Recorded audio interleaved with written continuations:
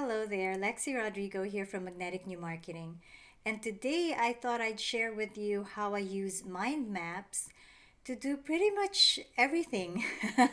I use a mind map software practically every single day, or at least every working day when I'm in front of the computer, and sometimes even when I'm not. So I thought I'd share with you exactly what a mind map is, how it works, and how you could use it too, just to make your everyday life a lot easier.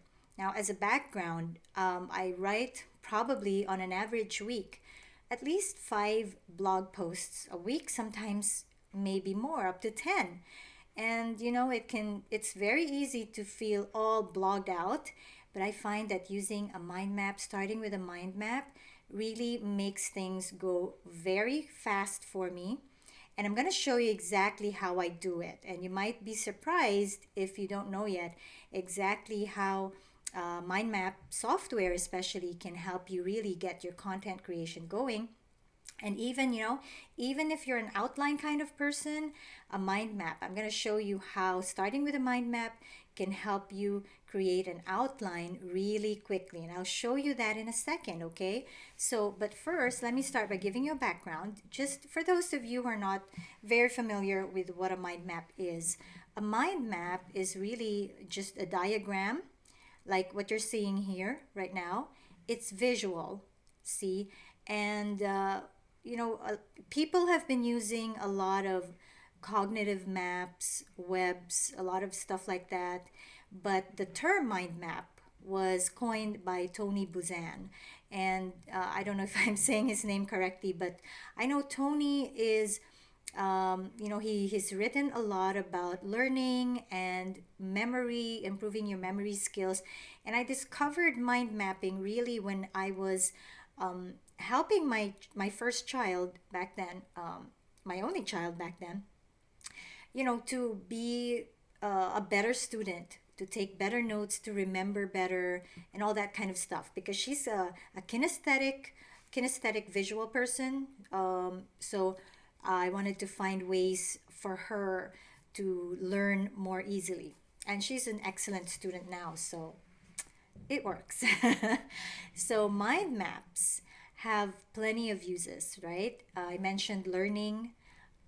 People and organizations use mind mapping also for problem solving, brainstorming, and I mentioned content creation and project planning. I'm gonna show you, how to do some of these things. And people have come up with all sorts of uses for mind mapping. Actually, these are not the only uses for mind maps, but they are the ones that are, that what I use them for. Okay, so let's go to a demo. I'm going to show you how I use a mind map to create. I'm going to show how to create a mind map and how to export it, okay? Um, so let me show you. All right, here's an example of, let me show you how I would do a mind map to create a blog post. Now, usually, I do this when I'm feeling lazy, I don't want to get started, or I'm feeling a little writer's block. I don't know how to tackle a particular topic, or I'm just procrastinating and I just keep putting it off. So, to just get me started, get me going, I start with a mind map. So, here in the very center of it, I put the title of my blog post. And I like to start with an introduction, right?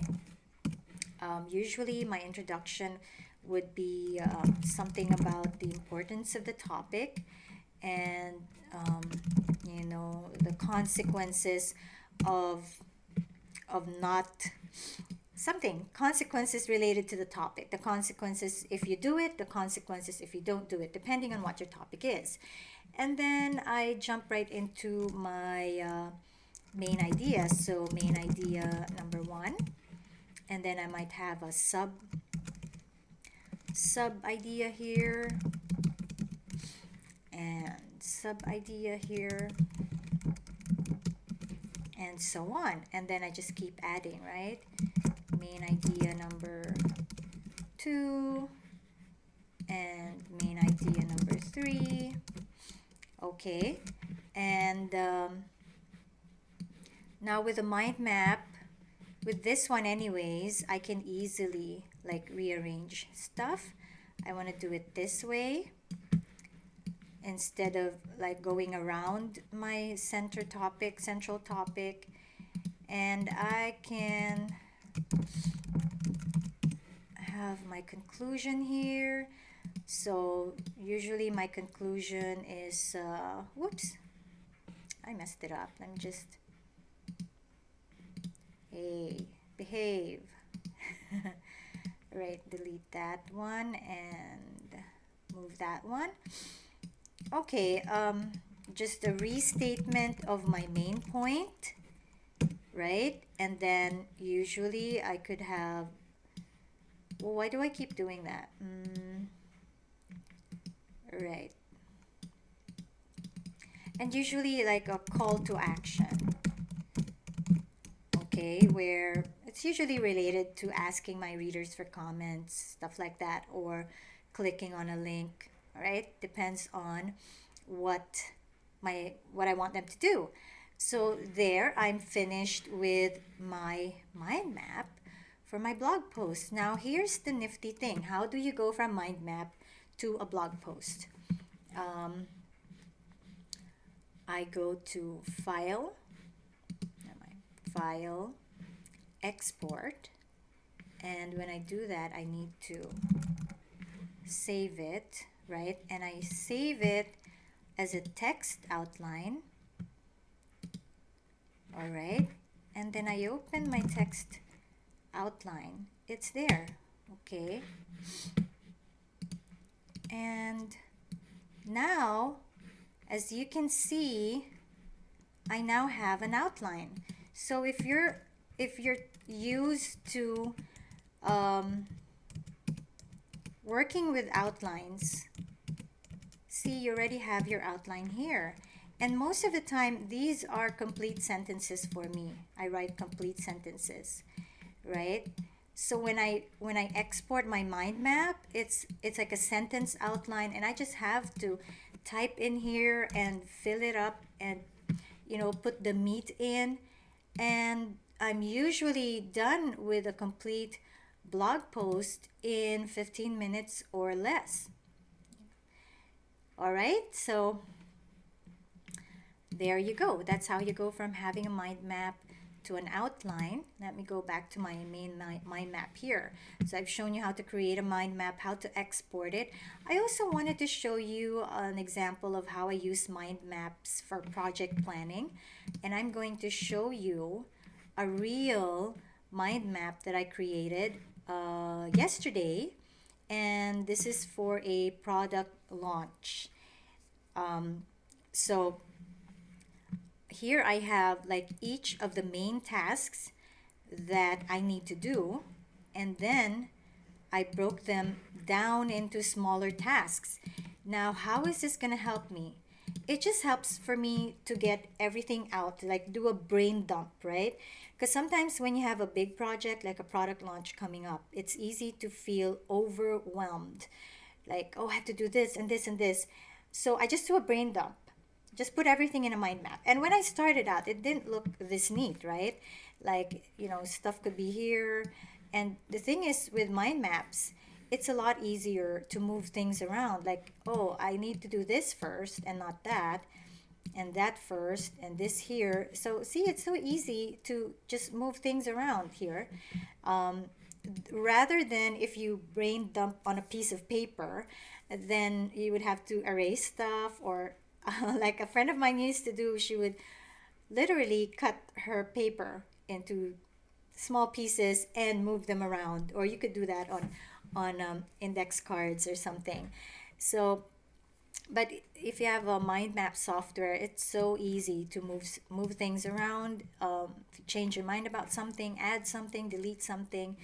And then if you notice here for my post launch, I didn't put any details on it because I decided that it needs its own mind map.